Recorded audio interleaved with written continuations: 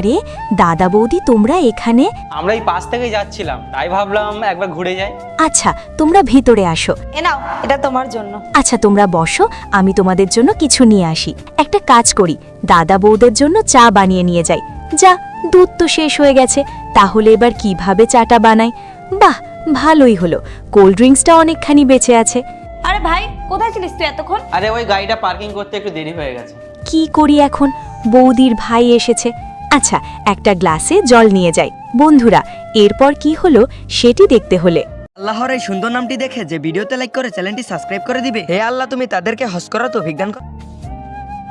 এটা নাও তুমি। বৌদি এই নাও।